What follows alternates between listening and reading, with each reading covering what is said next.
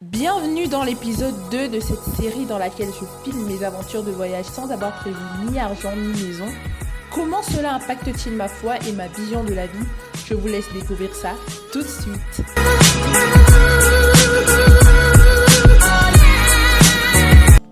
Je suis arrivée la veille ici et la vue, par exemple, du balcon, j'ai obtenu une chambre avec 2 lits superposés, mais pendant mon séjour, j'ai eu la grâce de ne pas avoir de colocataire. Donc j'ai fait 3 semaines dans cette chambre et voici à quoi la salle de bain ressemble. Et je la partage avec 2 autres chambres, donc je ne sais pas trop combien de personnes il y avait, mais bon, c'était que des femmes. Et oui, voilà un petit peu la vue, etc. Très belle aventure, on va s'amuser.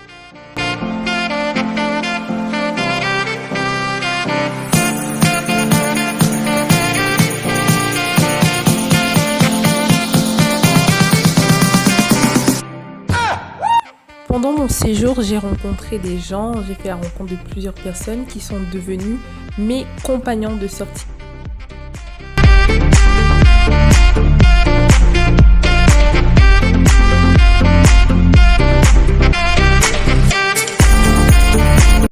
Donc on va faire du bateau, ça va être bien.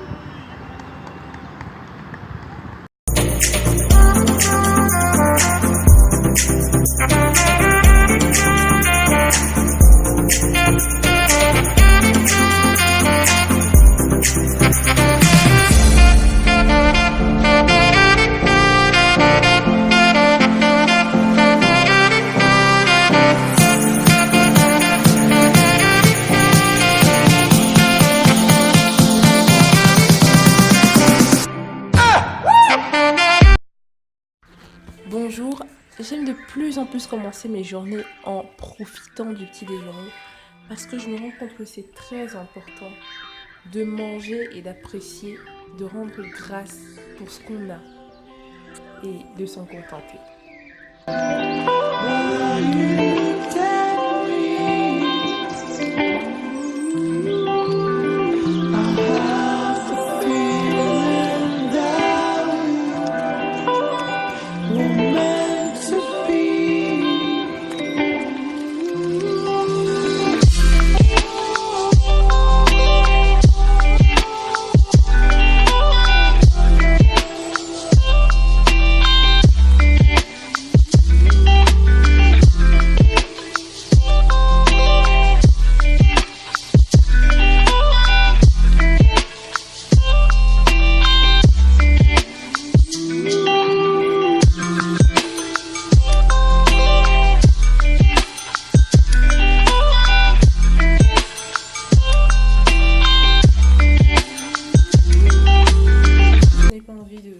Manger au restaurant. Voilà ce que je me fais comme thé de kiwi dans lequel je vais rajouter un peu de lait de soja avec une bonne cuillère de flocons d'avoine. Voilà, ça c'est mon entrée lors du dîner de ce soir, accompagné d'un wrap. Un petit wrap sauce chili.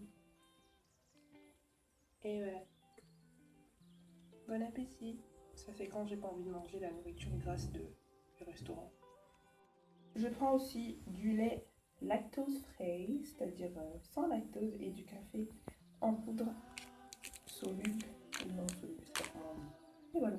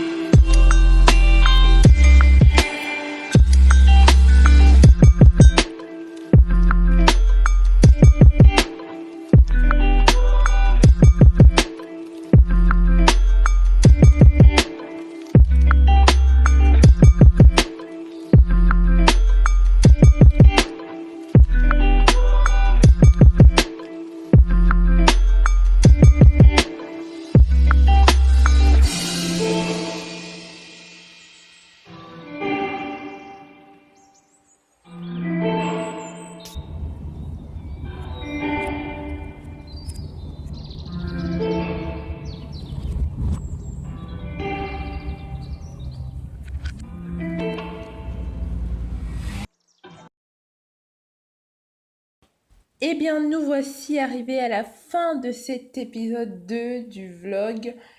Euh, je tenais juste à dire, à faire un petit résumé. Ce qui est important là-dedans, c'est le sentiment d'incertitude qu'on a. C'est vraiment challengeant et c'est à la fois bien parce que rien n'est acquis. Par exemple, la chambre où je dors, ce n'est pas dit que demain j'aurai pas de coloc ou que j'aurai des colocs. Étant donné que c'était une de mes plus grosses craintes, genre dans la vie, de partager salle de bain, chambre. Ça fait princesse de dire ça, mais vu la manière dont j'ai grandi, c'est un défi pour moi en fait. Et là, à chaque fois que je voyage, je ne sais rien de si je vais trouver quelqu'un dans la chambre ou si je ne vais pas trouver quelqu'un dans la chambre ou si après une semaine, quelqu'un va arriver. Et aussi, c'est très important parce que ça, ça permet de passer par des moments de up and down, à chaque moment, up and down, up and down. Et également, le fait d'avoir des surprises à chaque fois. Et aussi, c'est très challengeant, c'est-à-dire que ça brise le moi, ça brise l'ego, ça brise beaucoup mon ego en fait. Et je découvre à chaque fois des choses sur moi. Je découvre par exemple, ah, j'ai un problème à tel niveau en fait avec les gens, mais pourquoi je me comporte d'une telle manière avec les gens. En fait, ce voyage, c'est comme une espèce de longue retraite, en fait, où j'ai du temps pour Dieu. J'ai vraiment du temps pour Dieu et pour moi. Et autour de ça, il y a la relation avec les autres, parce que quand on voyage seul, je ne me sens absolument pas seule, ce qui est bizarre, alors que physiquement, on peut se dire, ah, mais j'arrive ici, je suis toute seule.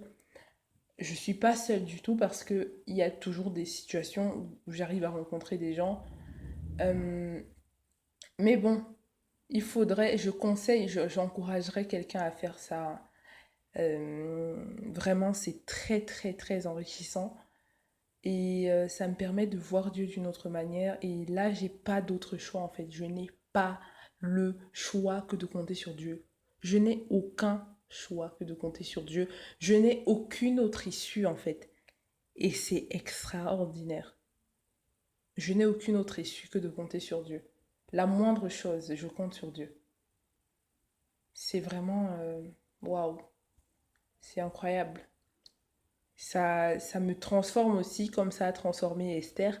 Parce que quand je passe par des moments comme euh, ça brise des peurs, ça me fait découvrir des blessures cachées, des choses cachées au fin fond. Et ça m'éprouve à ce niveau-là. Dieu m'éprouve à ce niveau. Et je suis reconnaissante, je rends grâce à Dieu. Et franchement, je vous aime tous. Et que Dieu vous bénisse. Et prions les uns pour les autres. Vraiment. Si Dieu t'emmène à prier pour moi, vas-y, prie. J'en ai besoin. Et si tu as besoin de prière, signale-toi dans les commentaires et il n'y a pas de souci, je prierai pour toi. J'ai du temps pour ça de toute façon. Allez, je vous laisse car dans le prochain épisode,